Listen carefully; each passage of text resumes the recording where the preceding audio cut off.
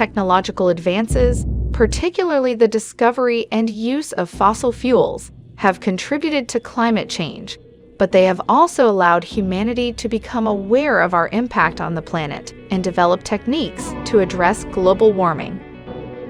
These are 8 ways technology could help humanity avoid the catastrophic damage which a continued increase in global temperatures could cause. Reflective sand in the Arctic. The Arctic has long been our planet's space blanket, reflecting the sun's summer light away from Earth. However, according to NASA, with sea ice disappearing at a rate of 13% per decade, this protective heat shield is weakening. As a remedy, a project called Ice 911 has been proposed, sprinkling tiny balls of silica, or reflective sand, over 19,000 square foot of sea ice to bolster its reflective power. Successful tests have been carried out in Alaska, and to replicate them on the desired scale is estimated to cost $1 to $5 billion per year. Feeding cow seaweed. Another significant greenhouse gas is methane, emissions of which are reaching record levels due to cattle farming. Agriculture accounted for roughly 2/3 of all methane emissions related to human activities between 2000 and 2017, according to one recent study, with fossil fuels contributing most of the remaining third. This methane primarily comes from burping cattle due to how cows digest food, fermenting it in their stomachs where the sugars are converted into simpler molecules that can be absorbed by the body. Scientists have discovered that a red seaweed, which grows in the tropics, can reduce methane emissions by 80% in cows when it is added as a supplement to cattle feed. However, with nearly 1.5 billion head of cattle globally, there is simply not enough of this seaweed currently available to suppress these burps, although perhaps some scientists might be able to reproduce the crucial ingredient which will help keep them down. Delicious insects. While individuals' dietary decisions don't come within the purview of potential technological solutions to climate change, innovative food creation definitely does. Another interesting way to reduce the methane pollution from cattle farming would be to replace the beef with a substitute made from insects, and this is already taking off in places. Protein-rich insects, such as mealworms, can be farmed without the demands on land or water that cattle farming requires. But even if the insects are high in protein, there are a number of other crucial nutrients which humans generally only find in meat, including iron. Some scientific research suggests that a range of insects could provide all of the mineral nutrients which humans need, but of course, even this isn't a quick fix. Insect burgers largely remain a novelty item rather than something which can be mass-produced and consumed. Climate repair. The Center for Climate Repair at the University of Cambridge is investigating a number of ideas which would repair the damage being done by human pollution. Among their ideas are refreezing the poles by brightening the clouds above them, essentially by spraying tiny drops of salt into the sky to assist the clouds in reflecting radiation back into space. Another suggestion has been greening the oceans, essentially fertilizing them to encourage the growth of plant matter and algae, which could absorb more CO2. However, some research warns that this could cause enormous disruption to the ocean's ecosystems, and potentially wouldn't even then be able to capture enough CO2 to offset emissions. Remote working. As the coronavirus pandemic has shown, many office jobs can be successfully fulfilled from home, potentially offering a route to reduce emissions from transport and office buildings. Driving to and from work is the largest source of carbon emissions in the developed world.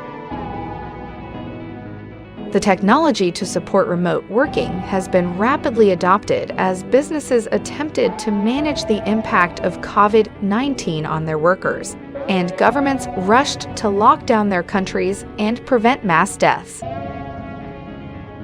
However, remote working may only be an effective method of reducing emissions during the summer. It turns out that when buildings need to be heated during the winter, it is much more efficient to have numerous people in a single building, rather than distributed across their own homes. And some research suggests this might even offset the emissions from transportation. Greater use of data centers.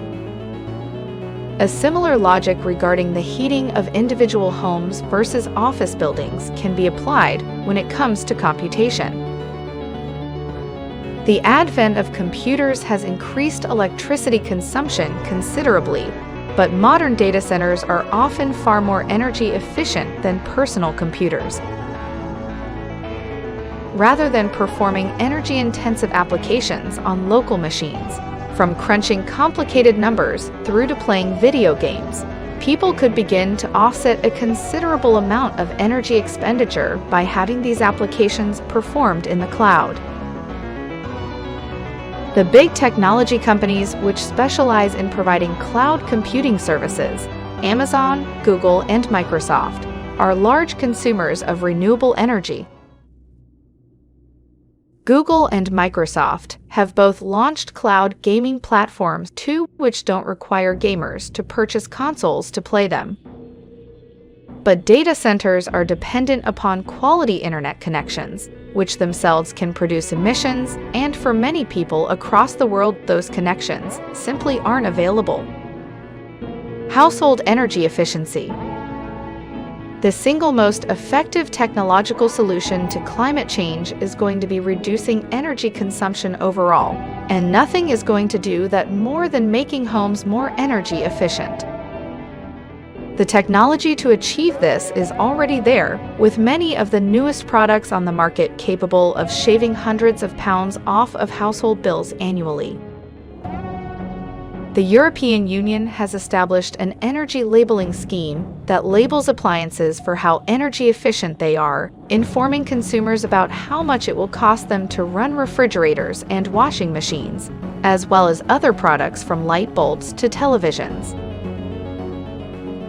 Energy savings made through design innovations for these household goods might be small individually, but they have the potential to scale and significantly impact energy consumption across the course of a year for a household, and even more significantly across all households in a country. Across the EU, buildings consume 40% of overall energy and are responsible for 35% of CO2 emissions. Although energy consumption per household has dropped over the past 50 years due to efficiency measures. Carbon capture. The rising average temperature of the Earth is primarily blamed by scientists on man-made emissions of greenhouse gases that trap radiation in the atmosphere, which would otherwise escape into space.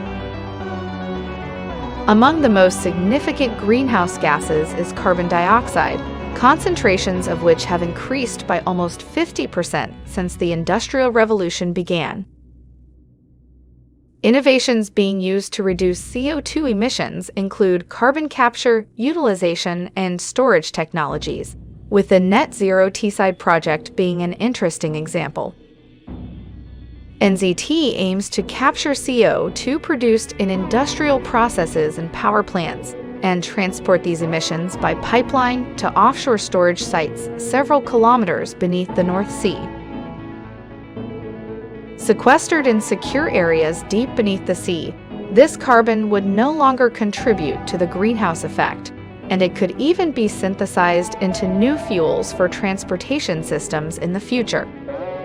The aim, as the NZT project's name suggests, will be to reduce carbon emissions in a number of carbon-intensive industries in the Northeast to zero by as early as 2030. But the scale of the Earth's problem is far more significant than can be solved by the selective decarbonization of a low number of businesses. That's all time we have for today's video. Like this video if you found it helpful, and don't forget to press the bell icon so you won't miss any updates.